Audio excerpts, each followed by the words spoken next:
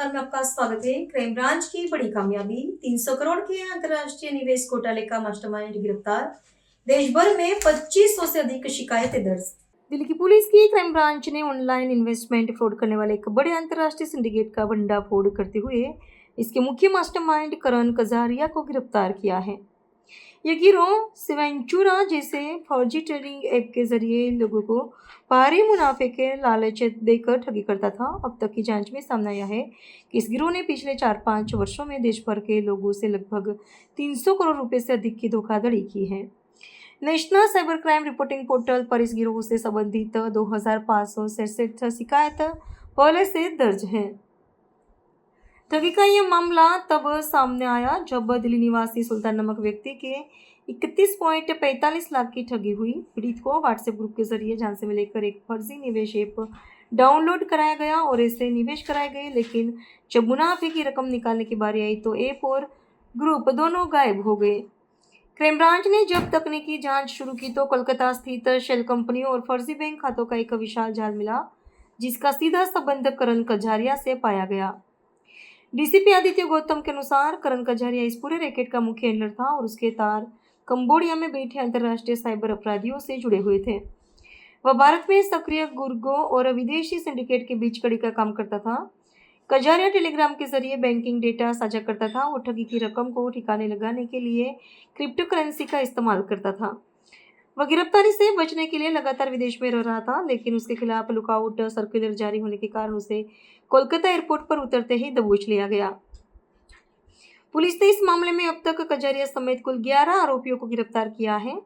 जांच के दौरान 100 से अधिक फर्जी कंपनियों के नाम पर खुले 260 बैंक खातों का पता चला है। छापेमारी में पुलिस ने 48 mobile phone, 258 SIM card, 4 laptop और भारी मात्रा में एटीएम कार्ड व चेकबुक बरामद किए हैं। साथ ही 19 लाख की राशि को बैंक खातों में फ्रीज कराया गया है।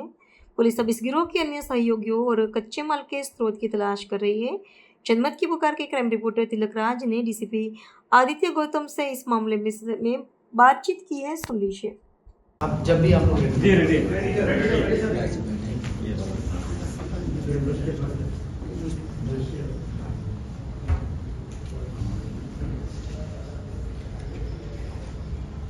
क्राइम ब्रांच की इंटरस्टेट सेल के पास एक एफआईआर है जो इन्वेस्टमेंट फ्रॉड की है।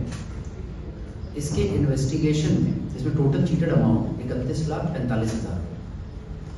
इसकी इन्वेस्टिगेशन जो नॉर्मल जिस तरह से हम देखते हैं बाकी इन्वेस्टमेंट फ्रॉड या साइबर क्राइम्स की इन्वेस्टिगेशन होती है, बिल्कुल उसी तरह से उसी तर्ज पर हुई और इसमें 11 लोगों की गिरफ्तारी हुई अभी तक टोटल। बट इसमें जो एक बहुत ही चौंका देने वाली बात सामने आई कि किस तरह से जो बैंक अकाउंट्स यूज हो रहे हैं इन फ्रॉड्स में, वो किस तरह से सोर्स होते हैं और किस तरह से उनका इस्तेमाल होता है। इस चेन में काम करते हुए आज जो हम यहाँ पर जिस गिरफ्तारी का जिक्र कर रहे हैं वो गिरफ्तारी है एक व्यक्ति की जिसका नाम है करण कजारिया। ये कलकत्ता का रहने वाला है और इसकी गिरफ्तारी इसलिए इम्पोर्टेंट है क्योंकि जो हमने इन्वेस्टिगेशन में देखा, ये जो बैंक अकाउंट्स हैं, जैसे आप लोग जानते हैं कि अगर ये बैंक अकाउंट्स जो ये फ्रॉड्स में यूज हो रहे हैं इनको हम कट ऑफ कर देते हैं तो इस फ्रॉड पर काफ़ी ज़्यादा नियंत्रण किया जा सकता है। इन बैंक अकाउंट्स को सोर्स करने का एक पूरा सप्लाई चेन बना हुआ है। और आपको ये भी बता दूं कि यही bank accounts, same bank accounts आपको डिजिटल अरेस्ट के केसेस में भी यूज हो रहे हैं और इन्वेस्टमेंट फ्रॉड के भी केसेस में हो रहे हैं और इसको एक बहुत ही ऑर्गेनाइज्ड तरीके से बाहर साउथ ईस्ट एशिया के कुछ देशों से चलाया जा रहा है। अब जो हमने देखा अपनी इन्वेस्टिगेशन में कि ये बैंक अकाउंट्स 5 या 6 लेवल पे, 6 लेयर्स पे सोर्स होते हैं और सोर्स होकर फाइनली अभी तक जो सामने आया है कि पूरे देश में 2 दर्जन करीब ऐसे लोग हैं, 24-25 लोग हैं जो फाइनली टॉप लेवल पे सोर्स कर रहे हैं इस अकाउंट को, और आगे इसको विदेश में जो बैठे इनके हैंडलर्स हैं उनको सप्लाई कर रहे हैं। और इनमें से एक बहुत ही प्रमुख ये व्यक्ति है करण कजारिया।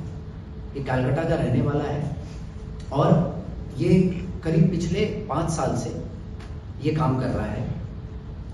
ये कंबोडिया और थाईलैंड जाता भी रहता है और वहाँ पर बैठे अपने हैंडलर्स से ये लगातार संपर्क में है। जो भी बैंक अकाउंट्स इसने सोर्स किए हैं और उनकी जो डिटेल्स हैं उसमें जो हमारी national cyber crime reporting portal है उसके हिसाब से हजारों करोड़ रुपए तक का ट्रांजैक्शन हुआ है। और इस व्यक्ति की गिरफ्तारी के बाद जो इनका एंटायर सिंडिकेट है डिजिटल अरेस्ट और इन्वेस्टमेंट फ्रॉड का, उसको एक बहुत ही बड़ा झटका लगा है और यहाँ पर हमने इस चीज़ को सोर्स से ही कट ऑफ कर दिया। अभी आपको करण कजारिया का विजुअल भी कराया जाएगा।